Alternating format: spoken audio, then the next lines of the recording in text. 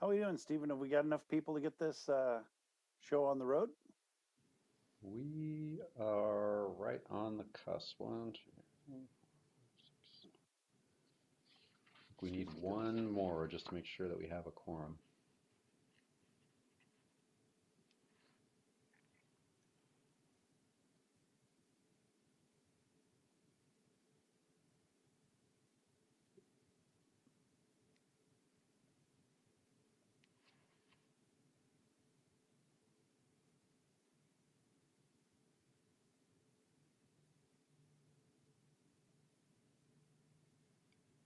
All right, I see Commissioner Fye has joined. I think we at least have a quorum. We can get started. Great. Well, want to welcome everybody to the Washington County Coordinating Committee meeting for June 13th, 2022. We're meeting via Zoom. Uh, Stephen, do we have any visitors' comments? We didn't have anyone who signed up in advance, but if there are members, attendees that would like to provide a public comment, they could raise their hand now and we'll give them a chance to do that.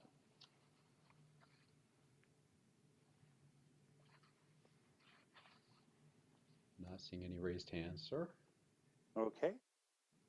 Um, you confirmed a quorum, so I think we moved past that. I've started the meeting. We're good there.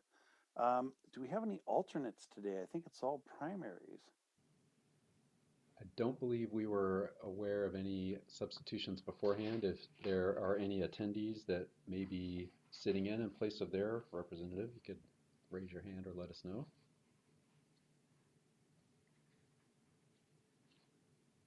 Okay. Do you Not want to do seeing roll call right quick now. then? Why don't we, just to make sure we haven't missed anyone? That would be great. Thank you. Going to go jurisdictional order. So for banks, Mayor Jones. Stephanie Jones, I'm here. Great. Beaverton, I don't believe we have Mayor Beatty on just yet. All right. Cornelius, Mayor Delane. Present. For Durham, do we have Mayor Sherrato? Don't believe he has joined yet. Oh, I see Mayor Beatty is out there if someone can promote her. Great, thank you. Welcome, Mayor Beatty. Okay, let's see. Don't think we have Mayor Sherrato yet. Forest Grove, Mayor Truax. Here. Thank you. For Hillsborough, Mayor Callaway. Present. Thank you. King City, Mayor Fender. All right. North Plains, Mayor Linehan. I am present. Thank you. Sherwood, Mayor Mays. Yep. Thank you. Tigard, Mayor Snyder. Here. Tualatin, Mayor Bubanik. Here. Do we have Mayor Fitzgerald for Wilsonville? Keep an eye. I see Council President Ackerval, I think you're on. Would you like to promote?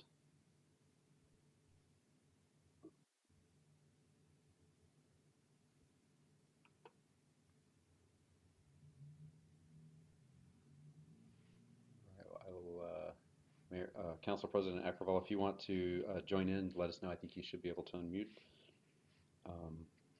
And then I see Commissioner Fye is with us as well. Great. Thanks, Stephen. Thank you. With that, consideration of the minutes from the May 16th meeting. Any corrections, updates?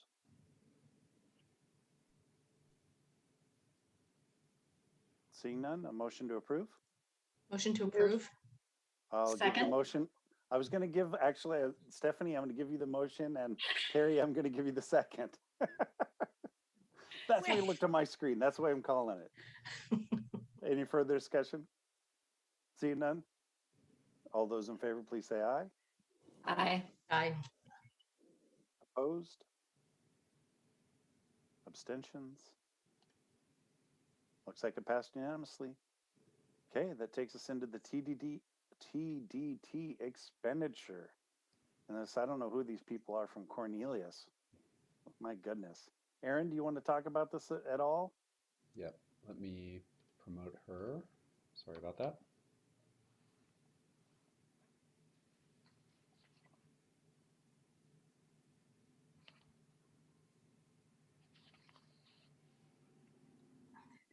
Sorry about the delay. I was waiting to be promoted.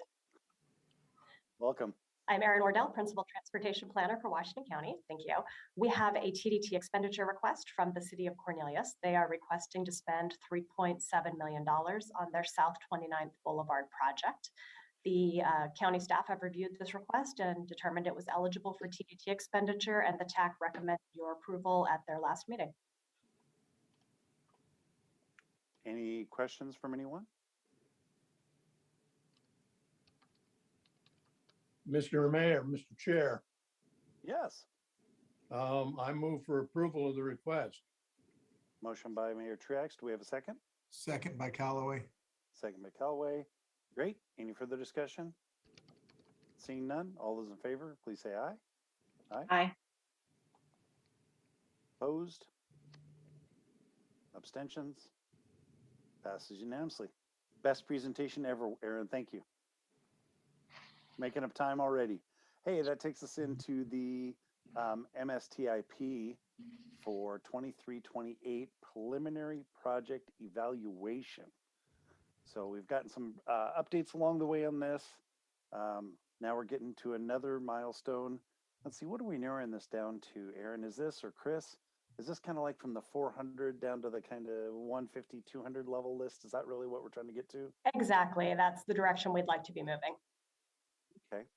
Well, Chris, do you have any entry comments? Otherwise, we can turn it over to Aaron, I think, right? I think we can just turn it over to Erin.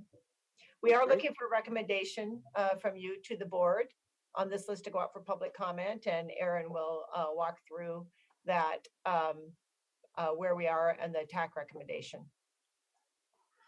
And hopefully I saved enough time in the first presentation because I don't think this one is going to be quite as quick. Feel free to jump in if you have questions as we're going through these materials as well. This is pretty meaty. We have a lot to talk about today. So we can go ahead and go to the next slide, our presentation overview. So we have quite a few things to talk through. First, we're going to revisit our historic expenditure summary. That was a request that came forward at your last meeting. We'll then be talking about the submitted projects and the project evaluation results. We'll share with you the discussion from the WCCC TAC and their recommendation, as well as discussion that we had with community-based organization leadership around the project list. We'll then be asking for you to make a recommendation to the board and talking over next steps. Next slide, please. So starting out with the historic expenditure summary. Since the beginning of the program, it's been important to the county commissioners to make sure that the funds are distributed relatively equally between the 4 commissioner districts. And so while in any individual year, we may not have been quite this close, over time, we've generally split the money in quarters between the 4 commissioner districts. And so this slide is summarizing our record of the expenditures going all the way back to 1986 and the very first MSTIP program. So you can see we've spent almost $1 billion in MSTIP over the years, which is a significant expenditure. And then our next slide shows this in a map form. So you can see how the projects have been distributed throughout the county, not just in the urban area. We've also spent some money in the rural area as well. The gray that you can see in this base map are the cities, and then the areas that are white are the unincorporated, both urban and rural parts of Washington County. So I think this shows that distribution of the projects. I want to pause here and see if there's any questions on this historic expenditure.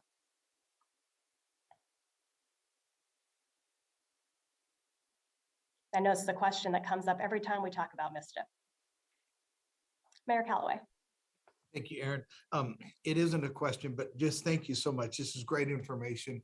And I really appreciate the ability to look at visually like you provided. So thank you. Great work. Oh, thank you. Mayor Truax. Yeah, I guess my question, or again, maybe this comes up in the course of the conversation. We stated last time, or I stated, and I think a couple of other mayors supported the viewpoint that some of these, even though they are physically located in one particular district of Washington County, serve the entire county or are key to the entire county's network for transportation. And I was just wondering if we're going to address that issue, because some of these funds, even though they're credited to a certain district, They serve the entire county, and I wanted to reiterate that particular point. So if I have spoken too soon, I apologize. Well, thank you for that comment. Another tenet of the program is that it funds our major streets and it funds projects that are located on that map that we've all created of the system of countywide interest. And so I think that's built in here as well, that in order to have been eligible for funds, it was determined that a project did serve more than just a very specific local need, and that these are projects that are serving a large part of our community. I'm not sure if we had any other questions. Okay, we'll go ahead and go to the next slide.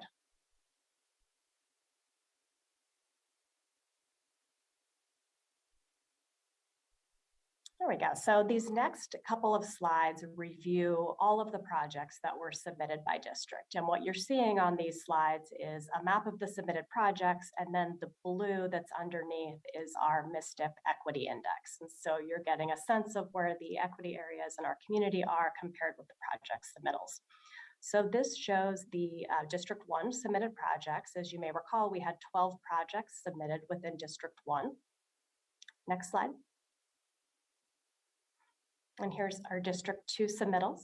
We had, I think, 7 projects submitted within District 2. Next slide.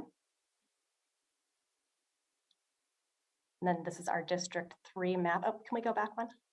Got a little too excited there. So here's our District 3 map, and we had 8 projects submitted within District 3. And then next slide. In District 4, we had 6 projects submitted within District 4. So now we'll talk about the evaluation. So as you may recall from our last meeting, we had 33 projects in total submitted. And so using the evaluation metrics that were selected for the MISTIP program, the WCCC did make a recommendation to the board on those evaluation metrics at your March meeting, and the board directed staff to use them at their April 5th meeting. So county staff conducted technical evaluations on all of the submitted projects, and then we shared that information with the WCCC TAC and asked for them to essentially check our work and give us any feedback on the technical evaluation if they felt that a project had not been scored as accurately as it could have been. We actually did not receive any edits, and so I think people were generally supportive and understood that this is somewhat of a subjective measure, but it gives us an idea of how these projects compare to each other. Next slide. So we shared those evaluation results with the WCCC TAC, and then we asked them to help us evaluate the projects in 2 different ways. The first was to attempt to allocate approximately $40 million per commissioner district, meaning pick the projects that you think are ripe for funding and best meet the outcomes and should be funded at this time. And then the next part of the assignment was for each of the 5 desired outcomes of the MISTIP program, pick the 5 projects that you think best implement that particular outcome. And this was a pretty big homework assignment. We really put a lot of work onto our TAC members, all of your staff, and we really appreciate the information that they gave back to us. We also used our expanded technical expertise by inviting our partners from public health and from clean water services to conduct this evaluation along with us, and they were able to complete that activity. So it brought a little bit of a different perspective than we would get if we were just talking to transportation planners, and we appreciated their help as well. Next slide. And then in addition to working with our technical staff, we convened a workshop of community-based organization leadership. And this involved a group of folks from the Muslim Educational Trust, Unite Oregon, the Community Action Organization, the Street Trust, and Oregon Walks. And these are all community-based organizations that we had conducted listening sessions or focus groups, stakeholder briefings, or a previous workshop with. And so it was a group of folks who've been pretty engaged with us throughout the project, and they had some base knowledge about the MISTIP program. We shared with them the technical information that we had given to the WCCC TAC, so they were able to see the same information. And then we asked them to prioritize their top 3 projects from each commissioner district. And did I see Mayor Calloway's hand go up? Thanks, Aaron. I know MET, Community Action are, Washington County based. I guess I'm not that familiar with Unite Oregon, Street Trust, and Oregon Walks. Are those all Washington County based community organization groups? They are all organizations that have a broader focus than just Washington County, but all of those groups are really interested in growing their Washington County presence and have put a substantial amount of work into doing that. And so our Unite Oregon partners actually had convened their leadership council, which was all representative people within Washington County, I believe. And so that group had met earlier. And actually their representative at our CBO leadership workshop is also a representative on the TV Highway Hope Grant work that's being done now. So there's quite a bit of synergy with other Washington County work. Our street trust partners as well. Traditionally, that's been more of a Portland focused organization, but they're looking to expand their work into Washington County. One of our representatives from the street trust leadership is a Washington County resident. She lives really close to the 198th and Farmington area, so has a really good perspective on that. And then Oregon Walks, similarly, their leadership representative who they sent has worked in Washington County previously. So all these groups are really looking to expand their knowledge here. Thanks. And, you know, I'm familiar with names and people with, you know, the two groups that I mentioned. Is it possible to share the names of the folks, you know, that were involved from the other groups with us? We can do that, definitely. And actually, one item that will be coming to the WCCC at your next meeting will be a full engagement summary of the first phase of MSTIP engagement. We received that from our consultants last week, so it wasn't quite ready for your packet this time, but you'll get that in the future, and we'll give you more information about this workshop in particular. Thank you. I appreciate that because, you know, it's one thing to give input based on their knowledge of Washington County. It's another thing, as you mentioned, you know, for them to expand their influence into Washington County, because those are two totally different things. And I just want to make sure that we are being served well with, you know, with a solid understanding of the needs of Washington County. Thank you for that. And again, I think just emphasizing that these are all groups that we've been engaging with over the last 6 months. And so we didn't just drop them in and ask them for input in this one workshop. We've been developing those relationships and helping to expand their knowledge of Washington County and the history of this program throughout that time as well.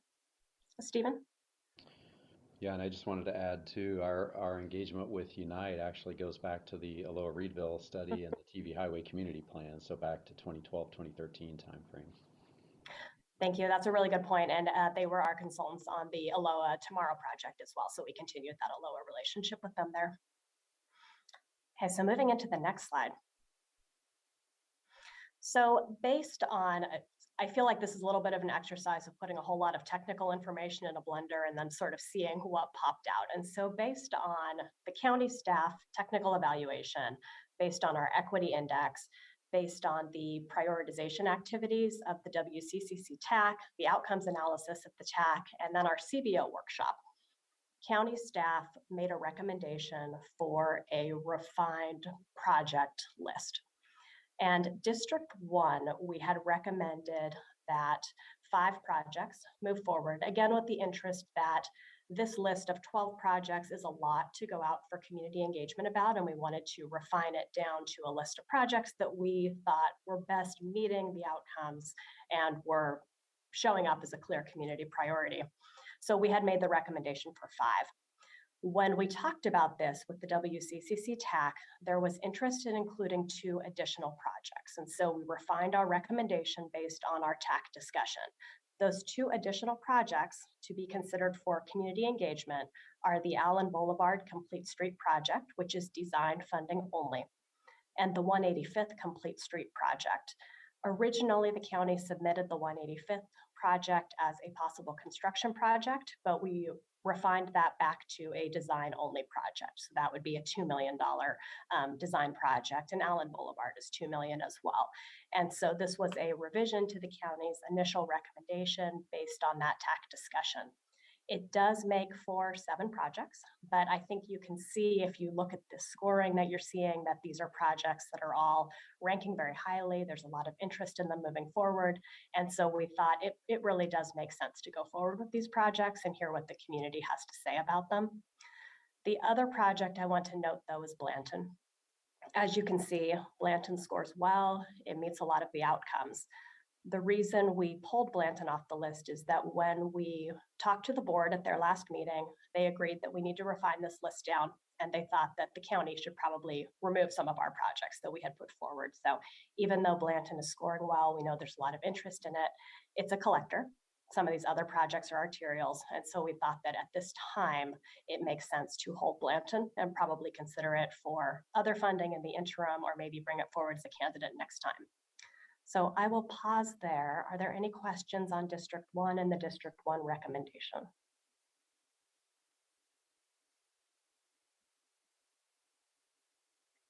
Mayor Beatty?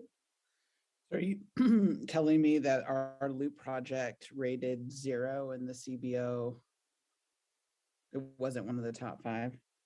The CBO workshop, that is correct. So that was not a project that was selected as the top 3 by any of our CBO leadership partners. It's still recommended to go forward for community engagement. Well, and I think a little bit to Mayor Callaway's point, what's challenging is you don't have a Beaverton-based CBO in that group that you mentioned. And while Unite does some work here, they're not a Beaverton-based CBO. That I think what is challenging to have groups like that rating, because like our downtown loop has an equity project, the city has built into it and is hit high in every single one. And so I do think while I'm with the mayor, people coming in and doing things, it is challenging when they're not Beaverton based, looking into projects that maybe they haven't been a part of either. It certainly is challenging, and we hear that. This is intended to be informational for you to consider taking forward and to give us an opportunity to bring in some different perspectives on these projects. And so given the limited scope of that workshop, we weren't able to bring in people who represented every community. However, moving into July, what we're intending to do is a really broad public engagement where we have the opportunity to reach out to all of our communities. So we are recommending that this project move forward for community engagement. Our CBO workshop leaders were asked to rank their top 3 projects. If we had asked them to rank their top 4 or their top 5, it very well may have scored in that. So there's always limitations how we do the scoring.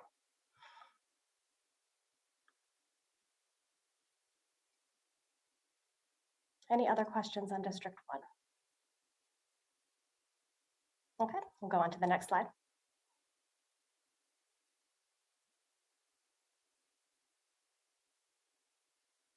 Thank you.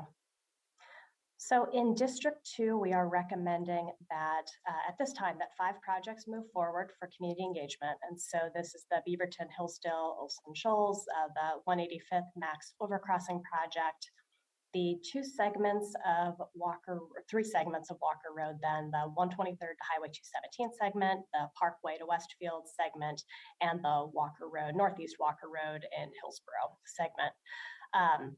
There is possibly interest in elevating the Saltzman Road project as well, at least for the community engagement phase. This is a project that received previous MISTIP funding. It's actually the only one of our projects that received previous MISTIP funding that hasn't been recommended yet to move forward, but it is something that the board may be interested in. And so you're not seeing that on the slide, but that is something that could come up before the board meeting on June 28th. Any questions on District 2 projects? Okay, we'll move on to District 3. And if you think of a question on one of the previous districts at any time, feel free to jump in. We can always go back. So on District 3, we are recommending 5 projects to move forward. So that would be the Greenberg Road Complete Street Project, the Tualatin Sherwood Boones Ferry Road intersection, the Herman Road and Cypole intersection, and associated Herman Road improvements, Edie Road improvements in Sherwood, and then the Basalt Creek Parkway Extension Bridge. Any questions on District 3? Mayor Snyder. Just so I'm clear, are we only asking questions now? We're not providing more input, or we're going to deliberate later? Or I guess I just want to be clear, Chair DeLynn, on what we're doing right now. Yeah, let's just go through our lists. We'll get to the end. If there's recommended changes or additions, if you got questions now, this is a good time for questions. But if you got recommended additions or changes, we can discuss those once we've jumped through the whole list of them. So that was kind of where my head was on it. Sorry, I didn't explain that better, Jason. No, I think that's perfect. And what I was expecting the answer to be, I would just ask that when we go to the discussion, we do it by district and we bring these slides back up as we're doing that. We can certainly do that. Any other questions on District 3 before we go to the next one? Okay, then we'll go to District 4. So as we discussed previously with District 4, the jurisdictions within District 4 were very restrained in what they submitted for projects. And so they had a limited project list. Given the fact that it was limited, we determined that we did not need to remove any projects from this list and that all of these could go forward as a part of our refined project list. And so that's what you're seeing on the recommendation here. So any questions on District 4? They rocked it, man. They picked their 40 and got it done. Yes, we appreciate our District 4 jurisdictions. Pretty efficient out here, Keith. High praise, kudos. We'll go ahead and go to our next slide. So I wanted to summarize for you our discussion at the WCCC TAC and their recommendations. So really most of our discussion focused on District 1. As we've talked about, District 1 had a lot of projects submitted and they're all very good projects. And so we did end up making the expanded recommendation to include the Allen Boulevard and 185th projects. We discussed the benefits as well in submitting some projects for design only funding so that these projects are a part of our pipeline and they're ready to move into a construction ask for the next phase. There's some really good strategic reasons to do that. We typically do have some projects funded only for design as a part of the program. We did talk about refining our cost estimates to make it clear what's design and what's construction, and projects that are the meal deal. So getting all the design and the construction is spelled out as well. I see Mayor Truax's hand went up. Go ahead.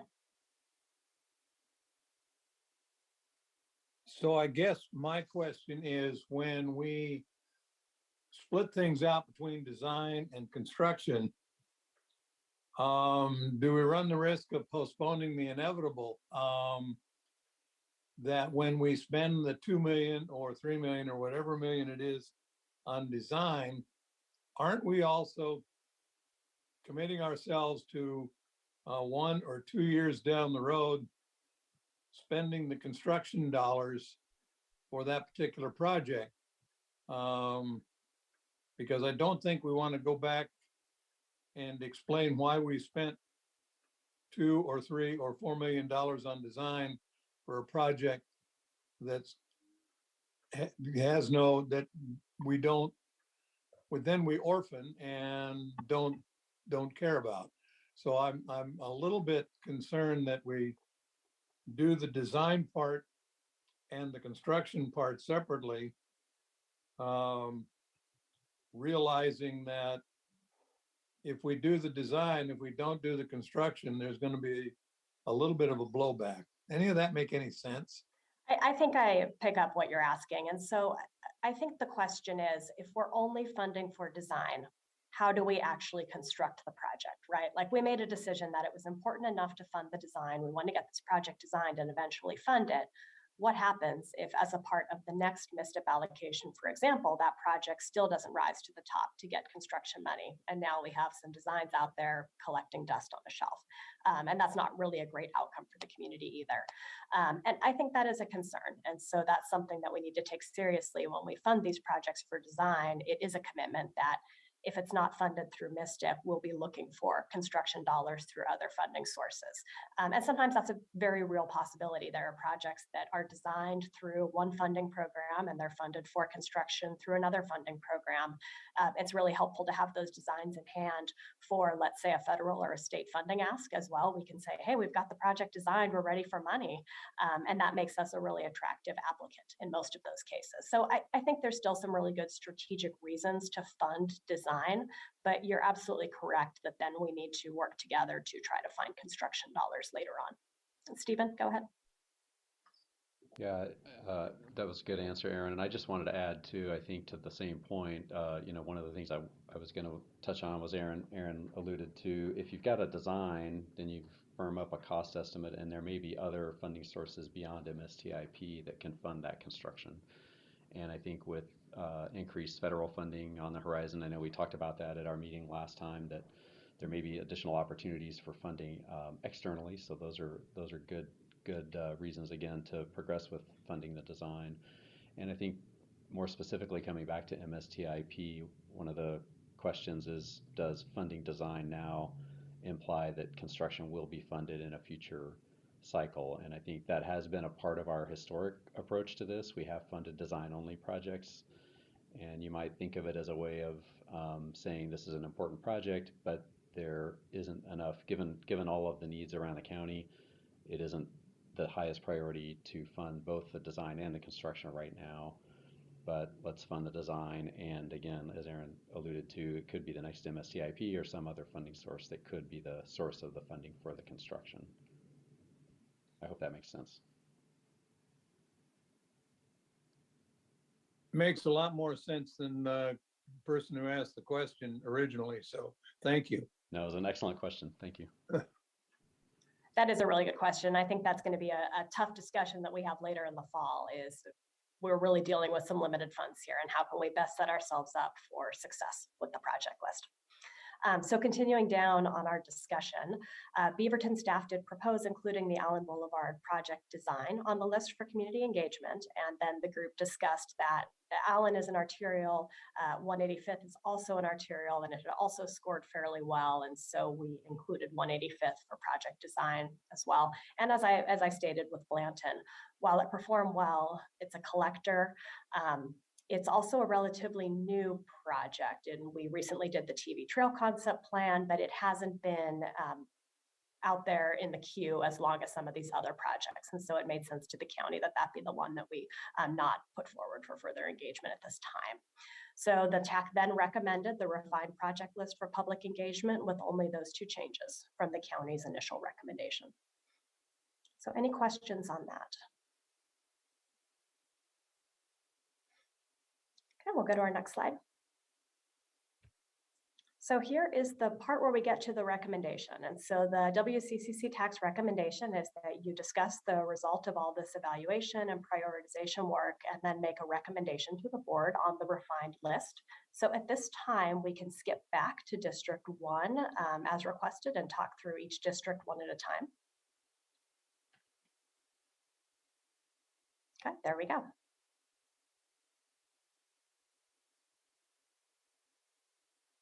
Questions, comments? Yes. Garrett. Garrett, you're muted. Yeah, thank you. Just a quick question. There are a lot of projects I'm familiar with, at least some of the indications. Which one of these will interact or have some interaction with the Hope Grant project on TV Highway? Will any of them have any interaction with that and require coordination? You know, that's a good question. The Beaverton Downtown Loop project could, because that crosses a segment of TV Highway. And of course, we're coordinating with our partners at Metro and TriMet on that project pretty extensively. 170th, that project is scoped to be just a little bit north of TV Highway, although there could be some interaction there that we would want to consider. So I think that's something for us to think about. Okay, great, thanks. And as far as like Jason was asking process, I think there's a couple of paths, right? The easy one is accept the tax recommendation, move forward. The other is we can recommend deletions or additions to the TAC list and move it forward as we go district by district. And then I think what we all have to remember also is we are not the final word on this. This goes to the county next, and they may choose to add or delete and then finalize the list. So we are a consideration in the flow, but we're not the decision. So. Right. And the other thing to keep in mind is that what we're recommending today, what you're recommending today, is the refined list that will go out for community engagement in July. So it's also not the decision about what's going to get funded. It's just what are the things we're going to ask the community about. Right. I think that's a key point, Aaron. Out of this list, maybe not even all of this is going to get moved to the final, right? This Correct. is, like we said, 150, maybe 200% list. Everything may not make the cut, but this is what we want to get public comment on. And also, I would discourage us to include things that we don't think could successfully make it through the process, but we get a lot of public comment, but can't muster the rest of the support. Mayor Beatty, you had input? Well, I know that we're talking about this in like 5 projects as if sometimes they're equal. But as you can see, the 170th Avenue project is almost as much as the entire rest of the list combined. And so how we're breaking this out for community members to understand, and the reason our ask, say, on the loop is much lower, is I'm going out and doing significant requests in other areas like federal investment. And a lot of these projects need this match for the federal match to work. And so, breaking that out too is a little bit of understanding, or at least hopeful understanding of our county commission as well. Really the loop project could be a $30 million project all in its own, but we're not coming to only one source to do it. And so I do think, and some of it, the other ones are, it's challenging for me. The Allen Boulevard Safety Infill Project, 2 of Beaverton's most crash corridors are on this section of road.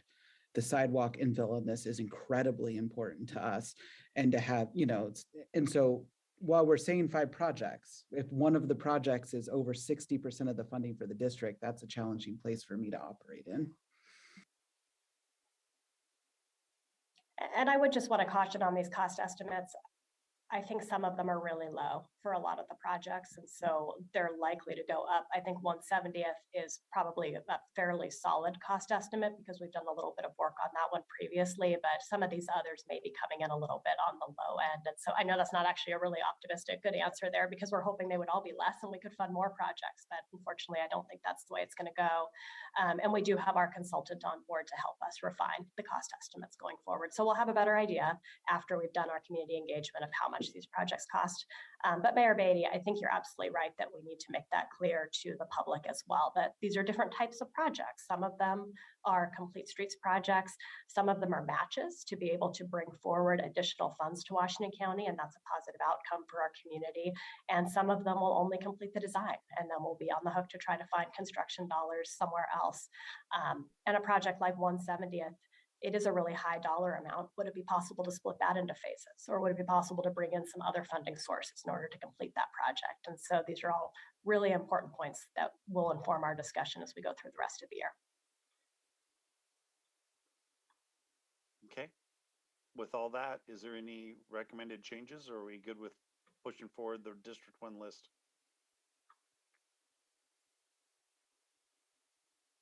Silence is acceptance.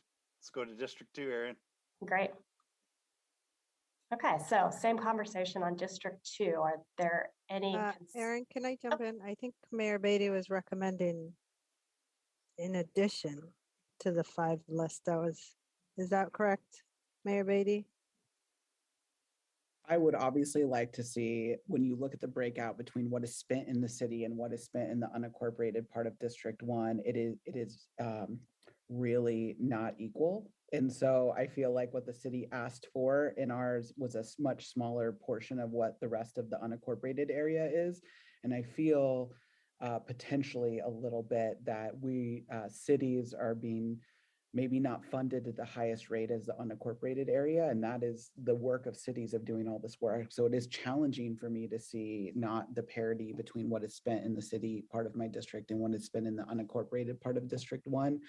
But if it is everyone else's opinion, I mean, Allen Boulevard sidewalk infill is a safety issue on a road that is vastly important. But if we're stuck to 5, when one of the project is $30 million, I don't want less for one of my other projects. That's the piece. And you're not asking us to distribute the money equally. You're asking us to put 5 projects forward. I don't know how we do that when one project is disproportionately larger than everything else on the list. Yeah, Aaron, it's always the challenge. It's always the challenge. Yeah, and Aaron, this is the list that will go out for public comment. Correct. That we will generate public comment, and maybe part of what the public comment will be is, hey, we really need to fund Allen. I'm just supposing here, right? There's a lot of support for Allen Boulevard. There's support for 170th. Maybe the way we make sure that these go on is what Aaron said, is when it comes back through the loop after public comment is, we need to find a 2/3 segment or a half segment for 170th. So I think this is not our last bite at the apple, for lack of a better descriptor. Correct. And it's actually 7 projects going forward in District 1, not 5. So we are recommending 7 go out for community engagement, which is the largest list from any of the districts. You okay with that, Mayor Beatty? Okay. Commissioner Fye, you good?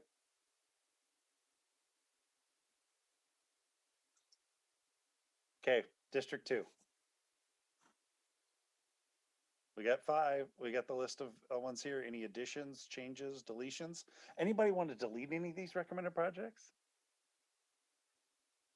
Nobody ever wants to delete a project. Okay, I'm not hearing anything on District 2. We can move into District 3 for discussion. So same question then on District 3. Are we good with this recommendation? Mayor Snyder?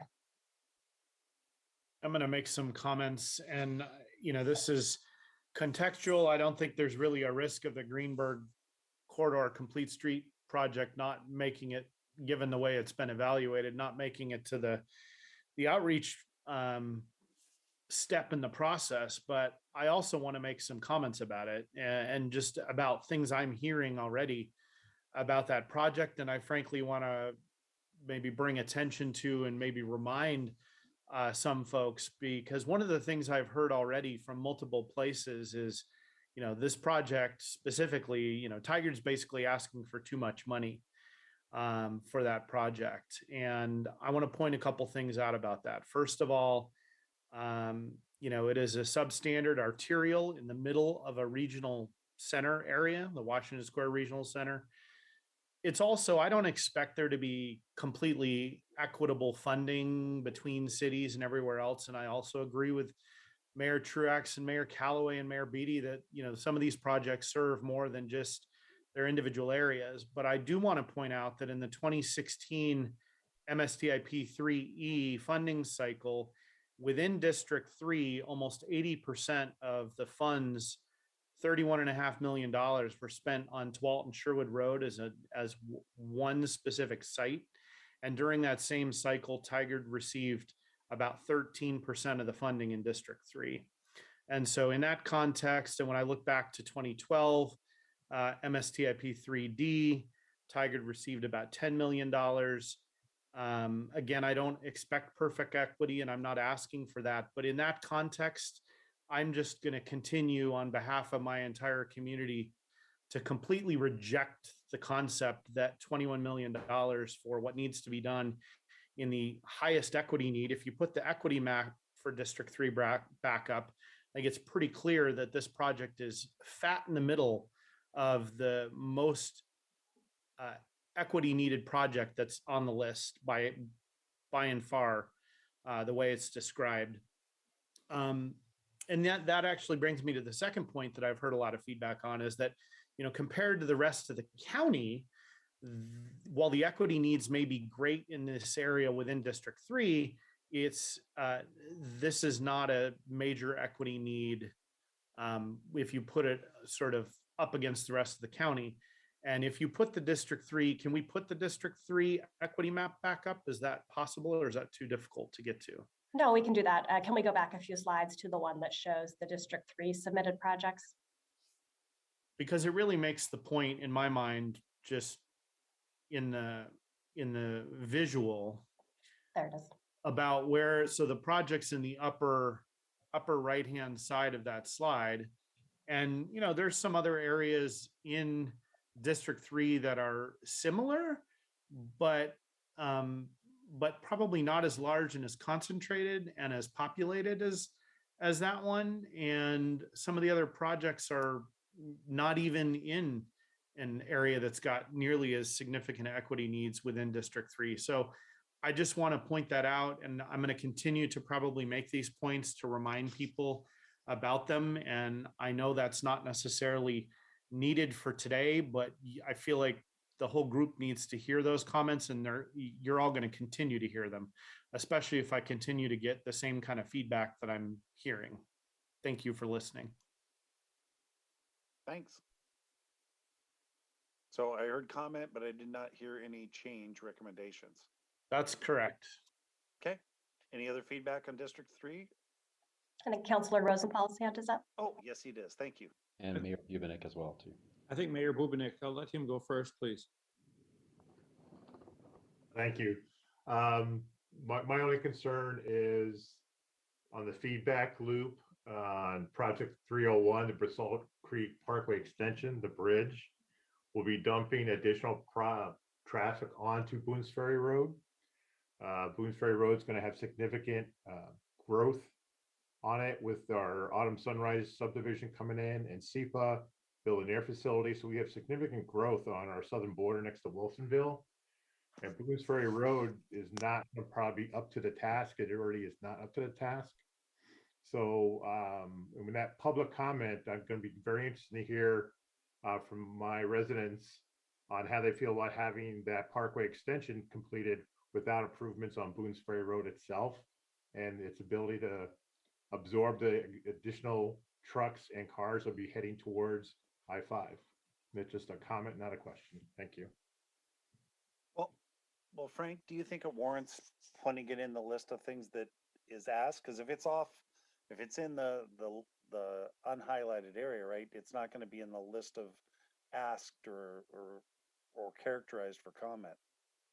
I mean, ideally, I'd like to see it put out there for public comment because I think you're going to get stronger opinion for Project 308 than you're going to get for 301 from our community residents. Well, you know, Frank, my community intentionally didn't put 3 projects on the list just because we were trying to be, and anyways, I don't agree with you. I mean, I understand the interest in wanting to get some resources put onto that, but I've got more dangerous roads than that. We didn't even put it forward. Mm-hmm. All right. I'm just you know, I understand, Keith. I just know how my residents feel about the bridge and the potential for that bridge versus the Boone's Ferry Road. So you'll probably, as I think Mayor Beatty mentioned, you might hear comments from the when you're asking about the extension. What the hell about Boone's Ferry Road? We don't want this bridge. We want the road fixed. So don't be surprised when public comment comes back saying that. Yeah. Good point. Okay. Thank you. Commissioner Rosenthal. Thank you. And I sort of had some of the same questions that Mayor Bubenik had. First, I want to make a comment. In 306, it really possibly should probably, for logic, be listed as the Tualatin Sherwood Road Boone's Ferry West intersection, because there's really a triple junction there, and that's an issue that's going to continue to pose problems in the future and probably going to require additional work. But as for Basalt Creek, my question was really, since it got a low equity index, it got a moderate to low prioritization and on a 0 on the CBO. What was the thinking for continuing to include it? It struck me as it was a higher cost for something that was a fairly low priority. Sure. I think this is where some of the art, not science, of how we were doing these recommendations comes forward. So Basalt Creek Parkway is a clear regional priority. It goes back to longstanding commitments between Metro and the county and the cities of Tualatin and Wilsonville and Sherwood about building out that industrial area. When we look at our equity index score, it is never going to show a particularly high score in an area where people don't live. And this is a future industrial area. It does not have a lot of population density today. It may in the future have 14,000 living wage jobs, but it doesn't have those today. And so it's just a little bit of a limitation how we've done our data analysis. So we knew that going forward, the same problem applies to the Boone's Ferry Road project. Down below, it receives a low score because it's low density future industrial area. The prioritization score through the TAC was a 3, which was not particularly high, but it did receive some scores. You're right, the CBO workshop no one picked it as one of their top 3, but it did score for economic vitality as far as being one of the projects that best meets our desired outcomes, and economic vitality is one of those. And so for those reasons, and the fact that we've all been working together on this project for a number of years, we decided to include it to go forward for community engagement. I just have to comment, I agree with Mayor Bubenik that I suspect you're going to get a fair amount of public comment on this one based on the shall we say, the recent developments in terms of planned residential development and also, subsidized housing in this area. Mm-hmm. Right, we'll expect that. Good. Mayor Callaway. Thank you. Could we just go back to District 3 for probably 5 seconds so I can write down the CPO's prioritization scores? And this presentation is on the website. It's been updated as of this morning. And so if you want to download this afterwards, so you have a record of it, it is there. Okay. Thanks. I'm just kind of updating the PowerPoint that I already have in my packet. Mhm. So thanks Right. for going back a slide. The previous version, I think, had a different version of this table and did not have the CBO workshop score. So we were able to include that. That workshop just took place last week. So it's a scramble to get it included in the PowerPoint. No, totally understand. So thanks for going back just a slide right now so I can write it down. Mhm.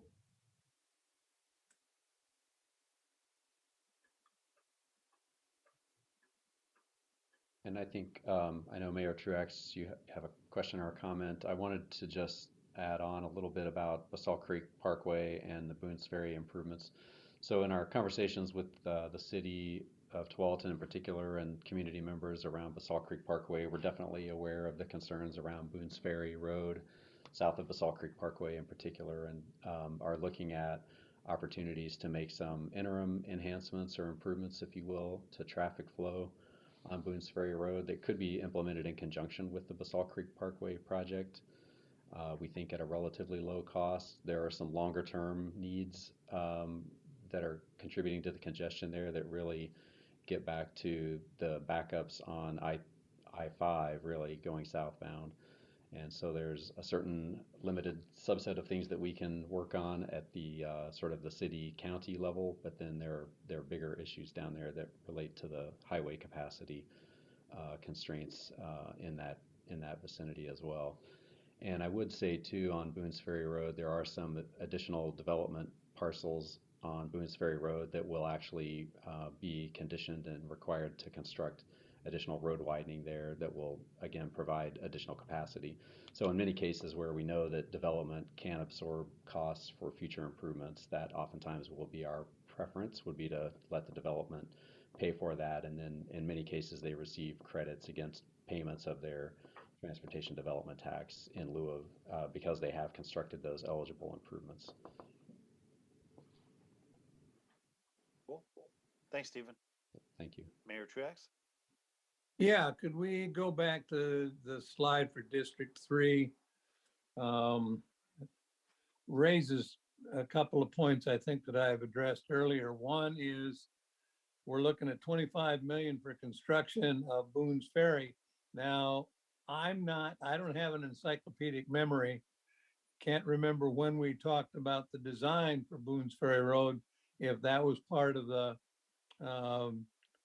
MISTIP project in previous years. But that would be my example of, okay, now we've done the design and we've spent that money. We need to put our money where our mouth is on Boones Ferry.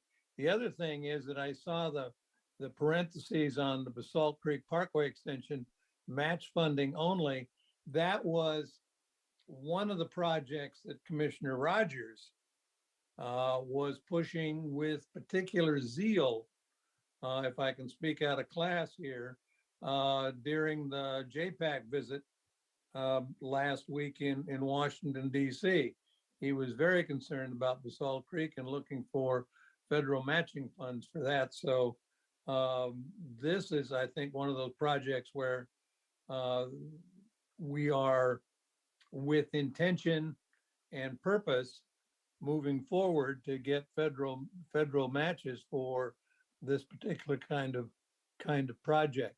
And I just wanted to get that point out there also. But again, the other one goes back to, we've spent the money on design apparently in some of these, and maybe we need to bite the bullet on that. And I would think that Mayor Bubenick's recommendation about putting Boones Ferry forward is, if for nothing else, for public comment and input, would for me make a little bit of sense. So just to be clear, we have not done the design work on Boones Ferry. So that's not a project that has been in the queue waiting. It would need the design and the construction completed as a part of this. So maybe we change it from construction to design and knock the price down to what we've been spending on design in other spots, such as, you know, the 2 million that we spent on one of the projects in District 1, which I forget which one it is, but though that's a possibility too. Maybe it's a screwy possibility, but a possibility nonetheless. That certainly is a possibility if that is something that WCCC would like to recommend to the board to consider. Okay, I thank you. Thank you for that input. Thank you for the answer. With all that discussion, any recommendations for changes on District 3 before we go to District 4? I mean, I would concur with Pete if we put it out there as a design only and just see what public comment comes back on project 308. I'd be happy with that. But I don't want to irritate Mayor Snyder nor Mayor Mays. It's a much more reasonable thing to float out there. I'll say that for community conversation. And Frank, it's my job to irritate Mayor Mays and Mayor Snyder, not yours. Mayor Bubenek, I think if you, I mean, you and Mayor Mays know that issue and area better. I'm fine with the soliciting input. That's not going to change my earlier stance and comments, but those are not directly related. Okay. So Aaron, I think we got a recommendation. I don't think we need to go to a full vote. Okay. It's most congenially agreed to by those people involved in the district to put it forward with comment for design only. You guys can adjust that moving forward then. We will do that when we take it to the board on the 28th. Thank you. Appreciate it. So then moving into District 4. So this would be for deletion, I suppose, because we're recommending that all of these can go forward for community engagement. So any comments on District 4? Pete, you got your hand up. You took his hand down. Terry, you got something? Marilyn? I was going to be smart on this one and say, oh, you guys out in the east end of the county need it more than we do. We'll just surrender it all. But I decided Terry's got that. Pete, Terry's got the decided floor. not to make that motion. Okay. It's okay. It's okay, Jeff. So I just want to comment about, I know that the Glencoe Road, West Union Road roundabout, even though it's scored a low on the equity index, that particular project, just for those who are not familiar with that area, that is basically our vital and our main intersection, 3 county roads and a city road that converge next to also a railroad. So there's a lot going on in that particular 4-way intersection. It is currently will be also a main thoroughfare for the 75-acre housing development that is under construction at the moment too. So that will add an additional 1,500 bodies to North Plains and maybe another 800 or 900 cars, who knows? But regardless, I know that it scored low, but still, there was looked like a fair amount of, it scored a high prioritization score, which is good. But it's also a very vital intersection for our community. Great list. The whole thing's a great list for you guys. Well, and I also know that we've had an organization consultant look at our pricing as well, and I know that there's been some discussion about possibly being under estimated, and I guess we'll just have to wait and see there. But I still think all these are really good projects for District 4, and it's just my 2 cents.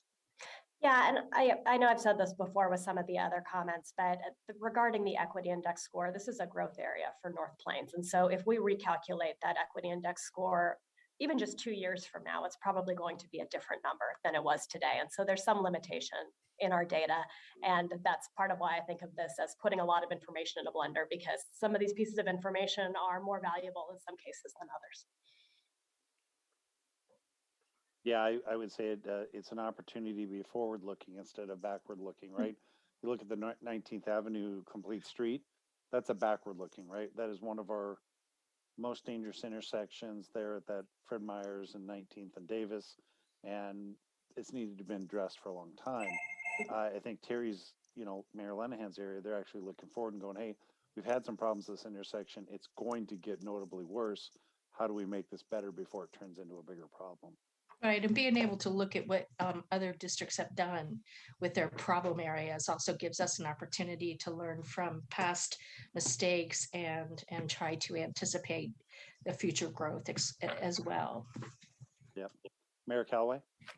Thank you. One observation is if we can start the North Plains project before July 4th weekend, then we can kind of screw up access to the golf tournament out there at North Plains. So, that's just an argument for urgency and expediency. My serious comment is, the cost estimates here equal $39 million, and there's, I think, 40 million per district. And so, is it possible that just all of these projects, all 6 of them, get moved forward because there's still less than the $40 million that each district gets? I think that we are likely to see some probably significant changes in these cost estimates after our consultant is done with them. Some of them are based on more complete information than others. And so I'm not sure that we'll be able to fund all of these projects once we know how much they're more likely to cost.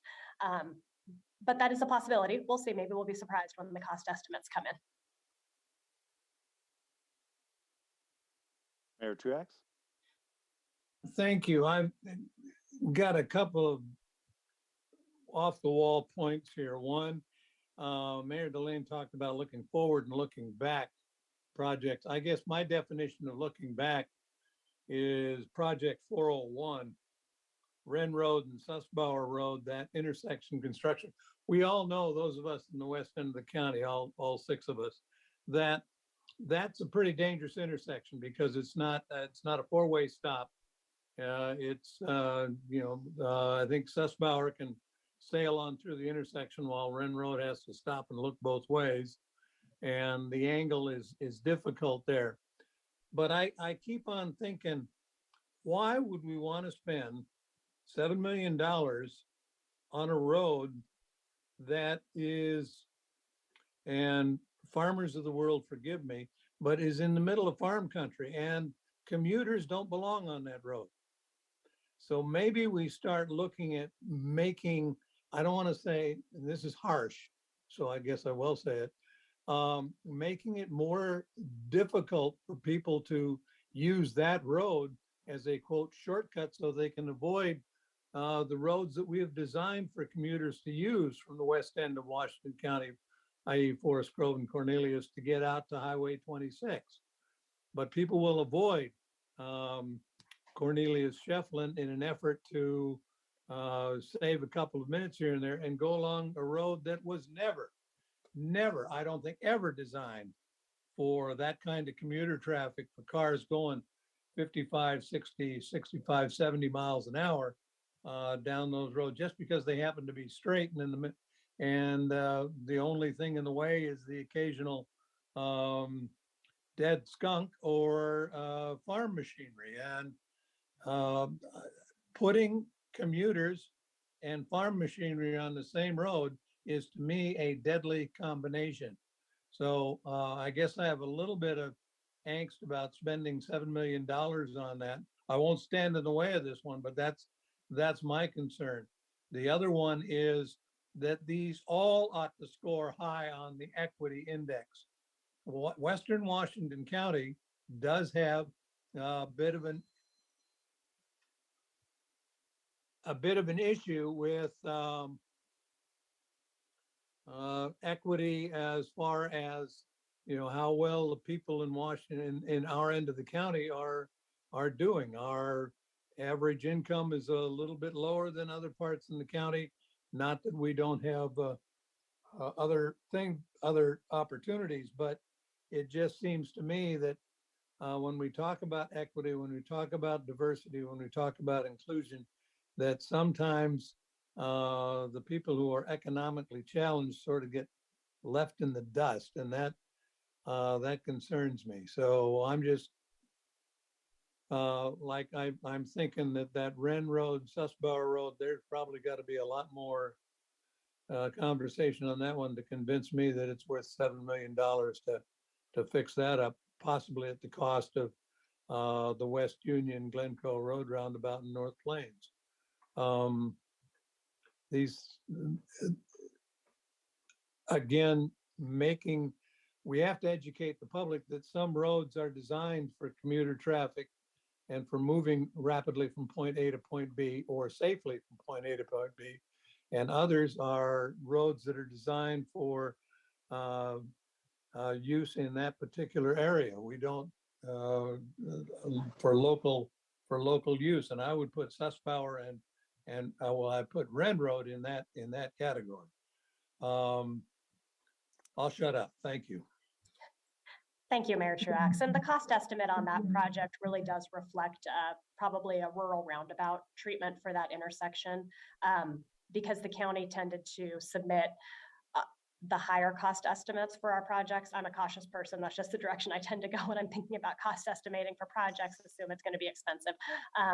We could certainly consider that as being a lower cost improvement to that intersection, because there are things we can do that cost less than a roundabout. So I think this is a good preview of the conversations we'll probably be having once we have the community engagement results and once we have our detailed cost estimates about how we actually put together a package that works. Yeah, to Pete's points, it's a tough one, right? Because those of us know who loads it. I'm sure Aaron can bring us the numbers. Mm-hmm. There's a tremendous load on Suspower that it carries up to that intersection. Having sampled that occasionally myself, the stack up of cars and end up at Suspower and Zion is pretty intense, and a lot of that Ren gets used as a, lack of a better term, a west side bypass to go across the north side from Cornelius, Forest Grove into Hillsborough, because you can drop into around Glencoe, actual high school area, and tie back in. So I think to Pete's point, if you took an equity index of the people that went through there, if you could actually find the average cost of living through the people driving the cars through there, it would probably score higher on the equity index, because it's all the people that have, you guys have heard me say this before, lower than average income, longer than average commutes, and significantly more pigment than I have. So that's what's going to go on through there. So I think we do have to look at it.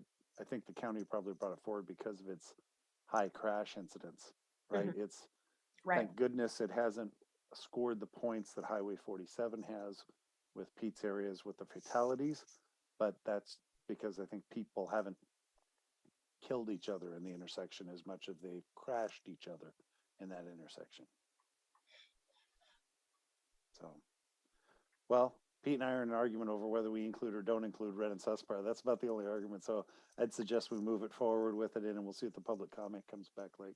Stephen, And I think we're over time on this one, but what do you got, Pete? Quick one. Steven? I have no opposition to moving it forward. I'm just thinking that there's probably needs to be a deeper discussion on that. But yeah, I'll go with that. There's lots of ways of designing and building facilities. Right, it's a flashy light right now for those that don't live out in that area. You stop one way, not the other. Stephen, other than we're over time, what you got? Yeah, no, I did want to just thank Mayor Truax. This highlights some of the difficult challenges that we face when we're trying to compare apples and oranges in some ways, and thinking about how to prioritize the limited funds that we have. And I do think my concern would be about those rural roads. We clearly have a lot of rural roads all over the county that are being used for urban traffic and commute traffic, and we just simply don't have an alternative network, an urban sort of commuter network that really accommodates that full demand. And so we do find ourselves in some ways chasing after that issue and trying to address some of these spot challenges that we have with some of those roads that are really out in the rural area, but are serving a high percentage of urban commuters. And so I certainly appreciate your concerns. Diversion. There's the magic word, right? They're diverting off TV Highway, or they're diverting off of Zion Church, because those roads are so loaded already when it comes to commute times. Okay, Aaron, do you ready for a motion to move forward? I think we are. Anyone care to make the motion? So moved. Second. Yep, I got motion a second, motion by Mayor Mays, second by, I think it was Pete. Any further discussion? Move forward. All those in favor say aye. Aye. Aye. Aye. Any opposed? Any abstentions? Sounds like we got it unanimous. Great. And we just have a couple of next step slides if we can move forward. So you know Nope, what's you're out of happening. time. I know I'm definitely out of time, but I saved all the time on the TDT item, right? Right. Okay, so next slide. And next one.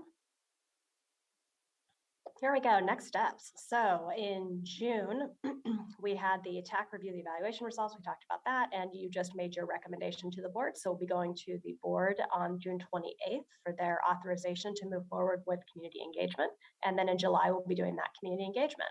And we've already been talking to your staff about this, but we are hoping to plug into meeting people where they're at. So going to events that people are already participating in where we can share the word about MISTIP and ask people to weigh in. So if there are community engagement opportunities for us in the months of July and August, we would love to talk to your staff about that. So have them reach out. We've already been talking about some farmers markets and festivals and things like that. And I see Mayor Jones' hand went up.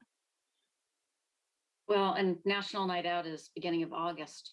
But I'm wondering, in the public outreach, do you include information as to this is how much we're looking to fund from each of these segments? So that when people are then rating in whatever scale they're asked to use, they have that understanding that there has to be balance between desire and costs? That's a really great question, and we're working on drafting up the online open house right now. I think our assumption is that we would share the information with the community about what type of project it is, meaning are we talking about just doing design, or are we talking about actually shovels in the ground construction, and that we would share a cost estimate with them to give them an idea of the scale of the project, but then that we would ask the public probably to prioritize their top 3 projects and not ask them to stick within a particular budget. We were concerned that asking people to pick their favorite projects, but then also do math could lead to some skewed results. And so we thought, let's make it easy. Let's get the most feedback possible and just ask people to prioritize maybe their top 3. So that's our current thinking, but we may change our mind before we're actually ready to launch the open house, but that's how we were hoping to accomplish that. Thank you. Aaron, you got anything else? And next slide, I think, is just our timeline graphic that we always show. Yep, there you go. So here we are in May and June reviewing the submitted projects and then moving towards milestone 3, which actually will ideally take place June 28th, not in July. It's just the way the meeting's lined up with going out for our community engagement. And that's all we have. Well, don't forget to come to Johnny Limbo and the Lugnuts on the 23rd of July. You'll get a lot of public comment there. Absolutely. Just send us the information and we'll be there. Okay. Okay. Let's see, what do we got for our next topic here? I got the agenda over here. Oh, Interstate Bridge update. Darn, we burned up almost 15 minutes of its time. Okay. We have Ray maybe here, I think, from Interstate Bridge Replacement Project team is here to review the proposal of the modified locally preferred alternative, the LPA, for the Interstate Bridge replacement. And then JPAC will be asked to endorse this modified LPA this Thursday. So that's coming right at us. This is not the final action, but it is an important action along the way and reflects the bi-state agreement on the elements of the bridge and what moves forward into the planning and design. It's also important as we're reaching regional agreement. This allows us the project to move forward with significant financial commitments and legislative action. Memo in the packet describing the LPA. You've kept the presentation very short, so hopefully we can still get through some of it here yet today. And Mayor Delane, before Ray gets started, I did want to just say I think we're actually right on schedule. Oh my goodness, look at that. All that time that was saved by Aaron. Thank you. So go ahead, Ray. Well, happy to be here this afternoon. And I think many of you have seen presentations recently on update of the program and where we are headed. So we will hopefully keep you on schedule, if not a bit before, as we work through this presentation. So as Mayor said, I'm Ray Mabey, Assistant Program Administrator for the Interstate Bridge Replacement Program. And we'll give you a brief update today. Could I get the next slide, please? Great. So this is our overall program schedule. It shows our previous planning efforts on the left there between 2004 and 2014. That's important to note because that work did set a stage and have a record of decision from our federal partners based on a locally preferred alternative. But it didn't move forward because they didn't get construction funding. So now we launched the program with the governors coming together and found ourselves now in the beginning of the environmental phase and identifying what we are calling a recommended modified locally preferred alternative. A lot of big words that basically are saying these are the basic building blocks of the program that we are bringing into the NEPA process for a supplemental environmental impact statement. Supplemental is important because it's supplementing the previous environmental impact statement. We've identified changes in the program area, worked with program partners and community to develop options in reaction to that, those changes, and then screened them and have brought us to this recommended modified LPA. And assuming we get through the NEPA process, we would look for a revised record of decision in late 23, early 24, and then begin pre-construction activities of further design and right-of-way acquisition. And again, assuming we get construction funding, begin construction in late 2025. Next slide, please. Great, thanks. I mentioned the initiating efforts by both governors in 2019. To date, we've got combined funding from both states of $90 million to help progress the program. A significant milestone or action that was occurred in the short session in Washington legislature this year, where they had a legislative package called Move Ahead Washington that dedicated multiple billions of dollars towards transportation, but they allocated $1 billion of that towards the Interstate Bridge Replacement Program.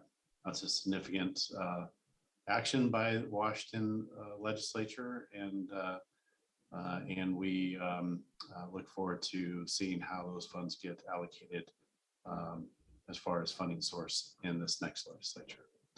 One thing that's changed between a previous effort and what we are doing today is we have a bi-state legislative committee made up of 16 legislators from both states, so 8 from Oregon and 8 from Washington. And this has been critically important to, one, keep them updated and informed on program actions, as well as opportunities for them to provide direct feedback and oversight to the program. It's also provided a great opportunity for both legislative bodies to be connected and coordinated and aligned. That's been very, very helpful.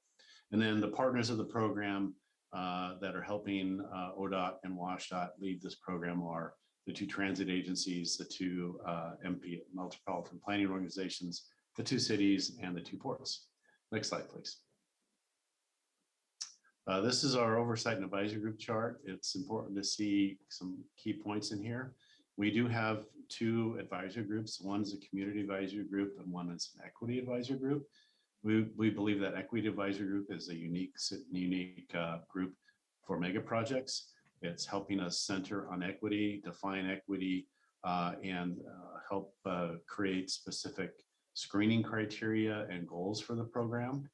But both of these groups are made up equally of representatives from the Portland area and then the Vancouver area. So we have representation from both sides of the river. They provide direct input into the program administrators in the center there. That represents our program administrator, Greg Johnson, and the team behind him, which includes me. On the left, you can see the executive steering group. That group is made up of program principals of those organizations I mentioned previously that provide ongoing input and advice to the program. And then off to the right are other decision makers, because we have plenty of people involved in the program. We've got our federal partners of both Federal Highway Administration and Federal Transit Administration, as well as the various permitting agencies, whether it's Army Corps, Coast Guard, drainage districts, you name it. There's those folks, as well as our two commissions between both transportation agencies. We've got the Oregon Transportation and the Washington State Transportation Commission that are there for the program. And then at the top, you'll see the bi-state legislative committee that I mentioned before. Very key, a lot of exchange and work going there. We actually are meeting with them at least monthly at this stage in the program. So lots of solid connection. Next slide, please. I mentioned that previous effort. And the reason that the two governors got together was because the issues that that previous effort was trying to solve remained unresolved. And so those problems were these 6 need statements around safety, impaired freight movement, congested conditions, earthquake vulnerability. We all know that we've at risk for a Cascadia subduction earthquake. We've got inadequate bike and pedestrian paths and active transportation, and then limited public transportation because it's no dedicated lanes, no high capacity transit, and that transit that does exist is stuck in the same congested conditions. But as we looked at this and I looked at where we are as communities, as agencies, we all recognize that there's some key values that have become even more important these days, and those are equity and climate. And so as we look to meet and resolve these needs, we're using the lenses of both equity and climate. Now, through the NEPA process, you don't get to pick which one of these you get to resolve or solve. You have to solve them all. So the alternative we're moving forward does address each one of these need statements. Next slide, please. So as I mentioned, equity and climate are key priorities for us. We've identified our equity priority communities there. That was good work done by our equity advisory group. We've worked with them to make sure that we are centering equity, and they have both practitioners and private citizens on that group that are community members that are supporting our efforts.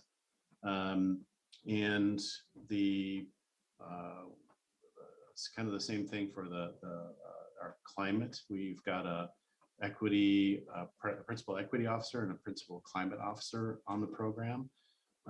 Specifically, the principal climate officer is working with each of those partner organizations and building a community of interest around how the program can support each one of those agencies' climate goals. Each of these groups will continue to support the program through development and through construction. So I really look for their involvement. Next slide, please. Community engagement is a huge thing for programs of this size that's touching so many people. And as you imagine in this remote environment that we're experiencing in this meeting today, it can be difficult. In the past, we would have open houses where you'd see people in person. But I think our public engagement folks have done a fantastic job in the engagement. We've got our outreach around postcards. We've had multiple digital, print, and radio advertisements. We got a robust website, interstatebridge.org. And we're also out on social media, but we haven't just stopped there. We've done various means of reaching out to people through public meetings, community working groups, online open houses and community briefings. We've done 2 surveys that have had nearly 19,000 responses. So robust response. And we have ongoing community presentations and specific listening sessions for target groups. This work will continue throughout the NEPA process and in through construction. Next slide, please.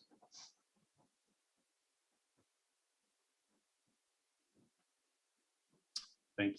So a little bit about what that modified locally preferred alternative is. Well, what it is, as I mentioned, is really a high-level identification of the major building blocks of the program, such as alignment, mode, and other specific improvements. It is a special term that's used for projects that have high capacity transit and involvement with the Federal Transit Administration that are going through NEPA. So that's a term we're using here.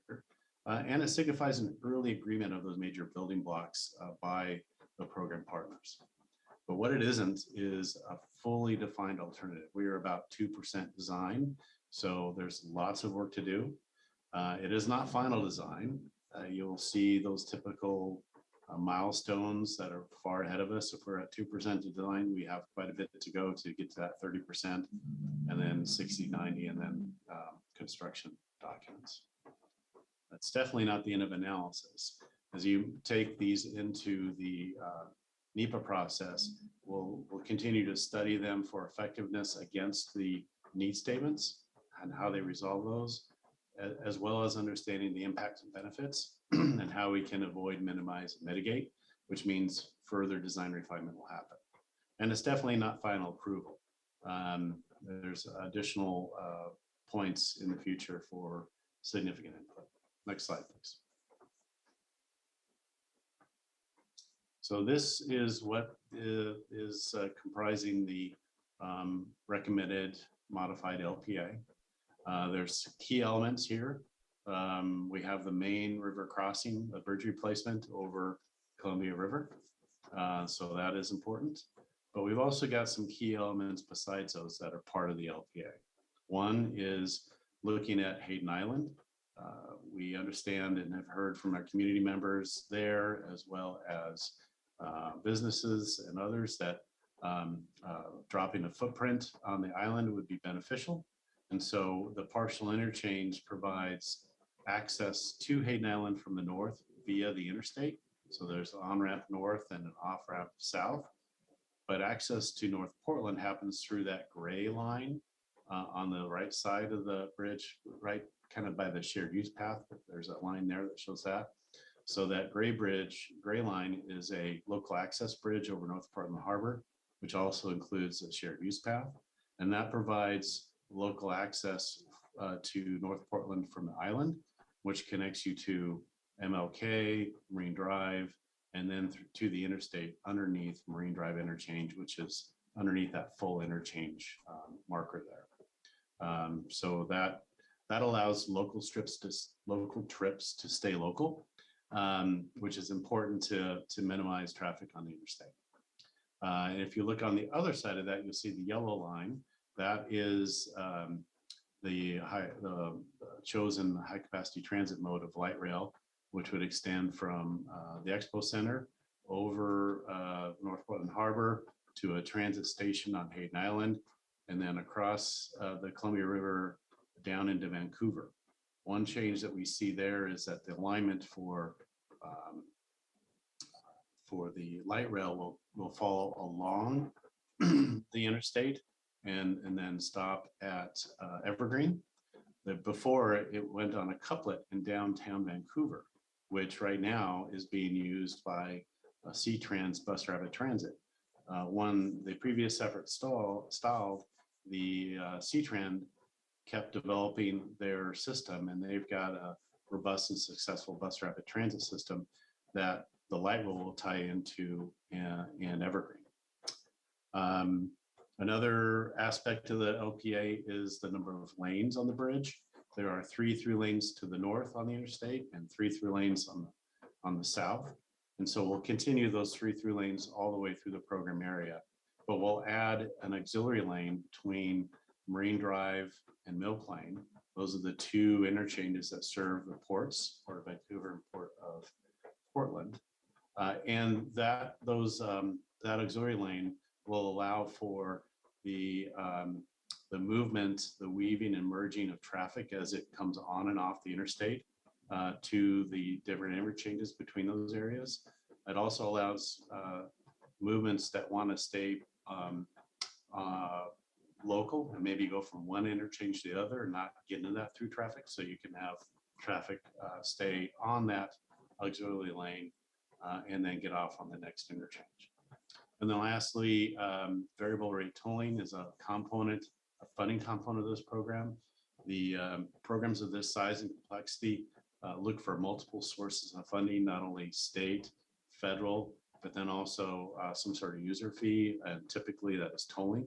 And so we'll be looking for tolling to variable rate tolling to not only provide funding, but also to provide some traffic demand management and combined with improved high capacity transit and improved multi-use pass, help with mode shifts to reduce single occupancy vehicles and provide good opportunities for folks to get out of their cars and help us meet our greenhouse gas reduction goals.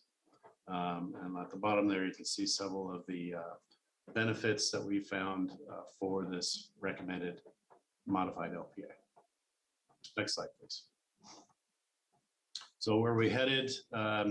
We will continue to take this recommended modified LPA. We're seeking endorsement of our partner agency boards and councils, and then back to the bi-state legislative committee. I'll talk about that schedule in a minute.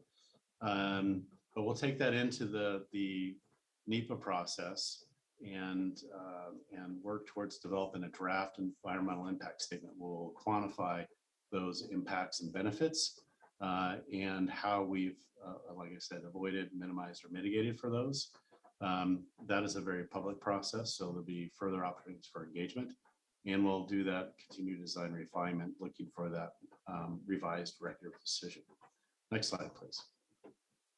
So our timeline right now, this summer, we are meeting with folks like yourselves, sharing information about the program, talking to and bringing it for the decision makers. Like we mentioned, there's JPAC on Thursday. And then once we work through those boards and councils, bring it back to our executive steering group, those partner agency principals, and then our bi-state legislative committee. Then we'll begin that supplemental process. And then we'll be bringing some hopefully options in front of the Oregon legislature in 2023. It also sets us up well to look at the grant funding opportunities that are coming out from the recent federal transportation package. So we can bring more dollars into the area. Next slide, please. Good. Hopefully I'll write you back on schedule, and I'm happy to take your questions. Committee questions for Ray? Yeah, Commissioner Rosenthal. Yeah, actually, this isn't a question. I just want to provide just a little additional sort of in the weeds detail. The basic, I should say, the outlines as Ray presented, the outlines of the basic LRA, locally LPA, have been presented to all the 8 partners, and they have been asked to provide any, major feedback or substantive or just additional concerns, and we were provided with that. The results of those have not been entirely brought forward. My understanding is probably that most of the entities are in pretty good concurrence with a lot of the major proposals. This was last week. We had a meeting and basically provided some of the counselors, and so the other counselors are doing it on a different schedule, provides specific comments. And I just want to mention one comment, and I'm going to go a little bit out beyond my purview here and say that one of the suggestions I had was a community involvement process following approval of a modified a locally preferred option, of community involvement process to name the bridge. And the reasons I mentioned that is because I think the Columbia River and this corridor are significant historically, as well as culturally, as well as from a transportation and economic standpoint. I've had some support for that from my fellow counselor in Washington County. So I just want to alert you to the fact that that is one of the things that might be considered. I appreciate that. That's one, I like the forward thinking around that and the positive approach. Naming of this bridge, I think, is an important thing to consider. So look forward to seeing how that plays out. And maybe along the theme of your comment is, as we do approach these boards and councils, we do expect each of them to come with a list of commitments and expectations they have. comes along hopefully with their support. And we'll be working with each of them and the overall list of those commitments to resolve conflicts and provide clarity on how we can address each one of those. Yeah, just a point that all the 8 partners all have slightly different perspectives and slightly different, shall we say, minor technical issues that are probably going to have to be addressed at some point. But I think they largely agree. And I personally have my own personal name choice, but I'm not going to say it right here. But if anybody wants, they can contact me and I'll tell them what I think the name should be. But we'll leave that for a public process. Okay. Mayor Callaway. Thank you. And I'm aware of the time, Jeff, so I'll be brief here. One of the concerns that I'm hearing, Ray, has to do with just the long-term lifespan, if you will, not for the how long it will last, but how long it will meet the needs. Okay, and because if we're not going to do anything with the bridge for another 100 years, the design is for about 175,000 vehicles a day. Is that right? The design year Yes, sir. ADT, I'd have to take a look at that because it's the design year's horizon is 2045, but I could verify that for you. Okay, but the design demand is about 175,000 vehicles. Go Like ahead. I said, I'd have to verify that number. Okay, all right, very good. Because I'd just be curious to know where that figure came from and if that allows for enough growth over the next 2-3 generations. So we'll talk some more later. Yeah, our transportation modeling is using the model that I think Metro runs and RTC supports and works with them on. And so it's that model that we use to predict traffic patterns and flows out to that 2045 horizon. It's difficult to project traffic patterns and changes over the next full lifespan of the bridge. We do know that and see technology changing all the time.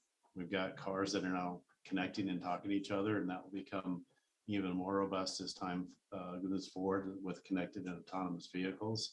We also expect our fleet to be electrified. So those types of changes that are in our future will definitely allow us to use available space we have much more efficiently than we do today.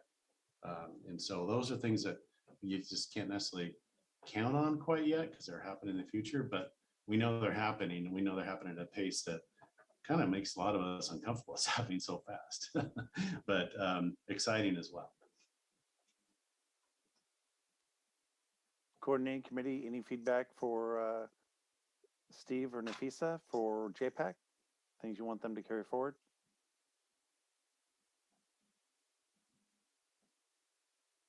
Okay. Pete, you got something?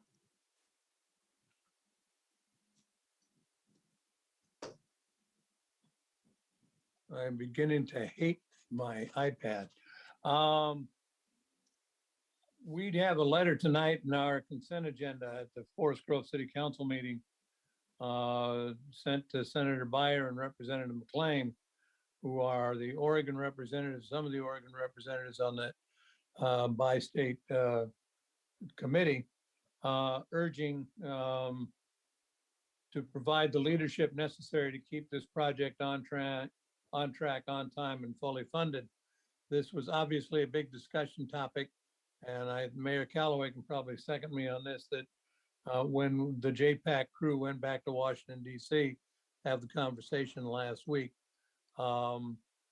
Department of Transportation knows the need for this bridge full well, that it is on the on the major north-south arterial for the West Coast. In fact, coupled with the Rose Corridor, the interstate bridge is probably part of the weakest link in that whole system from Bellingham to San Diego. So we realize the importance of that. And if other cities have yet to sign off on a letter of support for this bridge, I would urge that you get it into Representative McLean and Senator Byers so that they know that we all feel that this truly is not just a regional project, but a West Coast project. It is key to transportation, not only up and down the West Coast, but across the state of Oregon. So just asking for a little more support towards Ray's project here. I'll shut up. Appreciate Thanks, that. Pete. Thank you. Anything else from the group? Okay, we are 5 minutes into our regional flex fund allocation discussion. So we're basically next month we'll be asked to rank and or share comments on the project submitted for original flexible fund allocation, RFFA. Dan's here to give us a short review, very short, of the technical evaluation of the project, which is different this cycle, and it prepares for our action next month. Dan? Thank you very much, Mayor DeLynn. Just for the record, I'm Dan Kempf with Metro. I'm the Regional Flexible Funds Allocation Project Manager. Let's go to the third slide, if you would, please. We'll just jump right into this. Next slide, please. There we go. So I think important to understand about this cycle of flexible funds allocation is that there's actually two different funding sources that we're allocating through this process. In addition to the federal regional flexible funds, we also have $20 million worth of trails bond funding that came out of Metro's 2019 Parks and Nature bond measure. So we have a total of $67.3 million to allocate to transportation projects in this cycle. Next slide, please. So we opened the call for projects in November of last year, and in February of this year, we closed it. We received a total of 29 applications. 14 of those applications were asking for regional flexible funds. 7 of the projects were asking for specifically to be funded through the Trails bond funding. And then another 8 Trails projects asked to be considered in either of these funding sources. And so you can see the dollar amounts requested in each of those. We have a total of just under $116 million in funding requests. And you'll notice the asterisk on that dollar amount there. This kind of is, building on the conversation you had earlier regarding your MSTIP funding. Cost estimates continue to be a challenge for agencies. And so these are considered kind of preliminary cost estimates at this point. So we anticipate that the amount of funding being requested to be adjusted somewhat upward from this amount you see here. Next slide, please. So with 2 funding sources, it created some challenges in creating the technical evaluation, both because the 2 funding sources have somewhat different but complementary criteria, and then also because there are additional funding requirements attached to the federal RUFA funding that are not present for the Trails bond funding. And so also, we felt like it was important to differentiate between projects that were just asking for either planning or project development funding versus those that are ready for construction funding, just simply because there's so much more that's known about a project that's been developed to the point where it's ready for construction funding, that it seemed that a comparison of projects at similar stages of their development made for a more fair and complete technical evaluation. Next slide, please. And these are the criteria used for the regional flexible funds, and these are derived directly from the Regional Transportation Plan investment priorities. They are equity, safety, climate change, and congestion relief. I won't read through all of this print here, but these are the outcomes that we measure as we are evaluating the projects. And we worked with a work group comprised both of agency staff from around the region as well as nonprofit community organizations to help us really refine the performance measures that were used in the technical evaluation. Next slide, please. And then these are the criteria specific to the Trails Bond funds as well. And we used both these groups of criteria in developing the technical outcomes evaluation for the projects. Next slide, please. So we used both of these criteria areas to evaluate, or we used the equity, the safety, and the climate criteria areas to evaluate all the projects for all the projects looking for either regional flexible funds or for Trails Bond funding. We just used the congestion criteria for projects asking for regional flexible funds, and we used the Trails criteria for projects that were asking for funding through the Trails Bond. Next slide, please.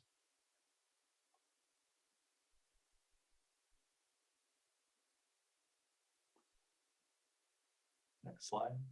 There we go. And then in addition to these weighted criteria, there were also additional performance measures that were not weighted, but we also looked at to get a full picture of what the project's economic outcomes would potentially be. So this is all information that's included in the outcomes evaluation report for each of the projects as well.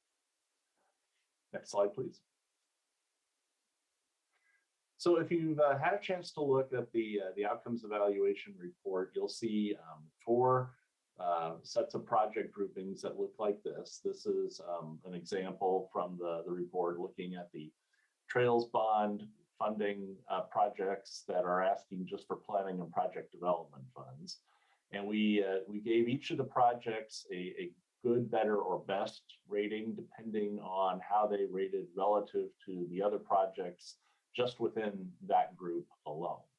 So the recognition here is that these are all good projects. They're all in the regional transportation plan. They're all on the Trails master list of projects that need to be built. So it's really attempting to look at what their benefits are relative to the priorities that have been established by the region for how we invest these funds. Next slide, please. So in addition to this technical evaluation, we are also working with Fiddleson to do a risk assessment of the project that have been submitted. And again, this really looks at the project scope, schedule, budget, and other complexities that may be relevant to a project to make sure that the funding request and that the scope and the timeline are really accurate and that we can fund that project and expect it to be delivered on time and within budget. Next slide, please. So the conversation that we had at TPAC in June really focused on how are we using this technical information along with the other sources of information that are still coming in to start really developing some draft proposals to look at and compare for potential funding packages. In addition to this technical information that I've just described to you, we also include information from the public comment period, which is happening right now. There's 1 more week in the public comment period. We have just over 1,000 comments received to date on these projects. But then another really important piece of the information that is used to determine which projects receive funding is the input from the county coordinating committees, indicating which of the projects submitted from your part of the region are your top priorities to receive funding. Because we recognize that technical evaluation only can tell so much of the story about the benefits that a project can bring. And it's really input from the public and the input from the coordinating committees that really understand the local needs and the local issues very intimately. That can really help to round out the discussions at TPAC and JPAC and lead to a better outcome overall about which projects receive funding. So we've asked for your priorities to be identified by July 22nd after the JPAC meeting next month, and that will be used in the discussions coming up in our August and September TPAC and JPAC meetings. Next slide, please. So this kind of just lays out what the next steps are in the process here. Again, we're asking for your input by the 22nd of next month. Throughout August, September, and October, there are an ongoing series of meetings with TPAC and JPAC asking for a recommendation from TPAC in September and JPAC's action on that recommendation in September as well. And then assuming we reach an approved list of projects from JPAC, we are scheduled to bring that to Metro Council in early October for their action. Next slide, please. So that was everything I had for you today. One quick correction that the website for all the information on the Regional Flexible Funds process is oregonmetro.gov/RFFA. And my contact information is there, as well as Robert Spurlock from our Parks and Nature Department, if you have any follow-up questions. But of course, I'm happy to take any questions you might have here today. Thanks. Committee, any quick questions? We are way over time. Steve, Mayor Callaway. Thank you, Jeff. Thank you very much. I appreciate the presentation. So there were 29 applications altogether, but we only see 6, which leads me to think then that, with 29 applications, only 6 are from Washington County, which is basically, less than a quarter. And I know that we can't sub-regionalize things, but what kind of sensitivity is there to making sure that money is equitably, distributed, not 100% equally, obviously, but, throughout the different counties? Because, boy, we are really, what is that? It's less than a third. I think it maybe is 20% of all the projects are coming out of Washington County. And that just doesn't seem like, that's enough for the needs that are present. So first of all, apologies for any confusion that slide might have created.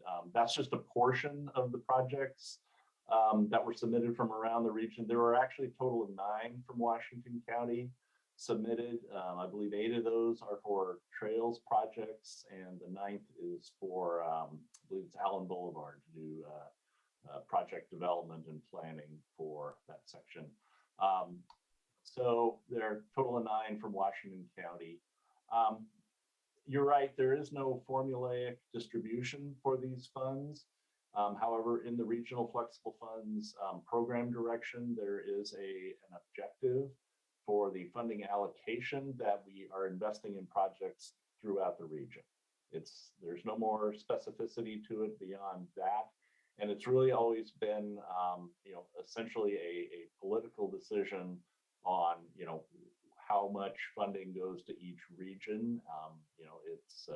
It's more art than science, but it's really, again, the local information that you're bringing to the discussions at TPAC and JPAC that can really help to round out, that package of projects that receives funding. Thank you. Because I know that if it's not a residential district, it doesn't get much of an equity score. So you can have projects that really do serve people of color, lower income individuals. But if it's not in a neighborhood, then it is marked down for an equity score. So I think it's frankly, sometimes a lazy way to identify, equity, but I think that that needs to be taken into account as well as who it is serving, not just where it's located. Yeah, so again, bringing that kind of information to the discussion to help make the case for certain projects is a part of what this phase of the project selection is all about. Thanks, Dan. Appreciate it. You bet. Anytime. Okay, that takes us MPAC.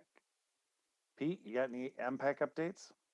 Just a little bit. We will have at our next meeting on the 22nd of June, week from Wednesday, Parks and Nature Bond and Levy update. Obviously have a chance hopefully to have Chehalem Ridge addressed for those of us in Washington County. And the RTP, emerging transportation trends. Elliot Rose from Metro will talk about study recommendations for the 2023 RTP. And then an oldie but goodie, again, considering UGB expansion, the update for the Tigard mid-cycle request. Elisa Gertler and Ted Reed will be working on that along with our friends from Tigard making that presentation. Jason can correct me if I'm wrong, and I usually am, but it seems to me that we are now into the process of trade-offs, mitigating land and getting land in Tigard added to the UGB and subtracting the lands from some other spots in the metro area that is no longer really under realistic consideration for that kind of use. So that discussion is on the 22nd. 27th of July, congestion pricing and only but goodie also, homeless prevention, and introduction to the high capacity transit update for the 2023 RTP. So the RTP and homelessness and the UGB expansion are probably the three items that are key to impact discussions in the next 2 to 3 months. August will be off. So that's it. Thanks, Pete. Steve, we've talked about IBR. What else you got for Thursday? So let's see, there's a couple of ODOT projects that have funding shortfalls. So we'll be making resolution amendments to MTIP. And those projects are the Fremont Bridge painting and OR 141 and Highway 217 88 curb ramps. Let's see, also Willamette Shoreline Rail Repair Project needs to be approved.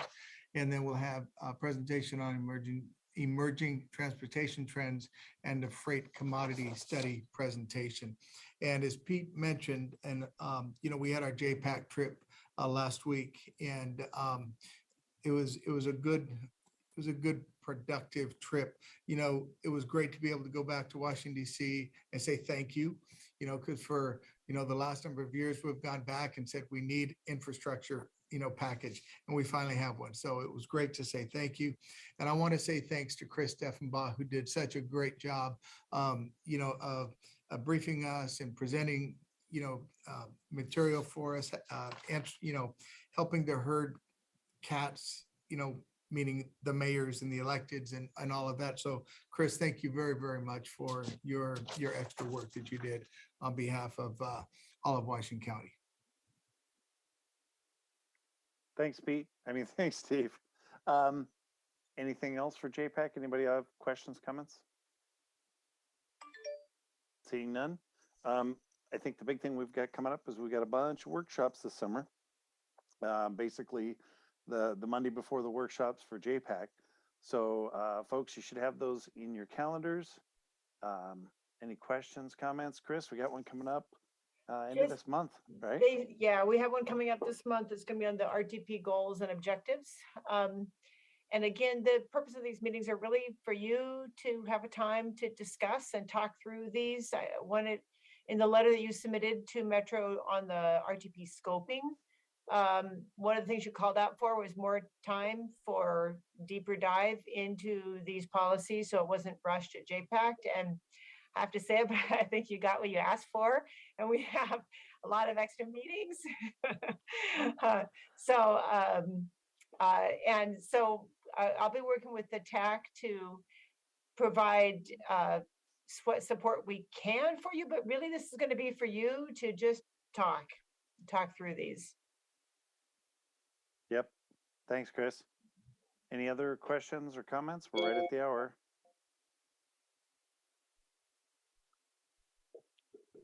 Yes. Councilor Rosenthal.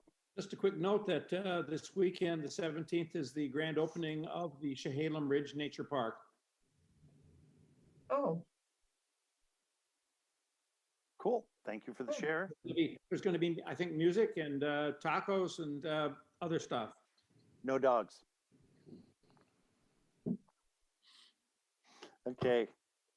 Anything else for the good of the order? I just do want to thank Mayor Callaway for the shout out for helping herd everyone at last week at JPAC, but really credit goes to Aaron Doyle, who really did the legwork and getting things organized, and also to the Metro and TriMet staff who worked very hard. It was a very successful trip and good to see the region working together. It takes an army to organize this army. And if I could add to that, Jeff, we had a chance to say thank you to Peter DeFazio for his many years of service to the state of Oregon, indeed to this country, and to his leadership in getting the ARPA bill passed and transportation needs met in not only in Oregon, but around this country. Presentation was made to him of a 6-pack of Oregon beer as a thank you. It beats the plaques that he's been getting. And that presentation was made by Washington County Commissioner Roy Rogers as one of Roy's close to final acts as a commissioner, not seeking re-election. He has 2 years to go, but this might be his last trip to DC as a member of working with JPAC, and he will be missed. But that is not to say that we still have very appropriate, very capable leadership from Washington County, as evidenced by Commissioner Fye and Chris and Steve and all the other people in the Transportation and Land Use Department that helped put this drive together. And there's also a thank you, obviously, to Erin Doyle for her work on this too. But it was a coordinated effort, and that is one thing that I think Steve and I are most impressed with, is that the cooperation that we get from each other, cooperation that we get from our colleagues across the county, colleagues that we get from our colleagues across the region. There are many times that the staffs of the various congressmen and senators in DC will tell us, you guys come in with a coordinated message, you back each other up, you have your differences, but you iron those out before they get to us.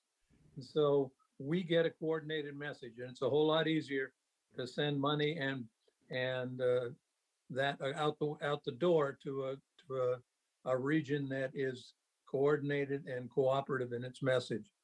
And that's, I think, a lesson we've all learned. It's a lesson I've learned in the past 22 years I've been on city council. So thank you all. I think it was a good trip.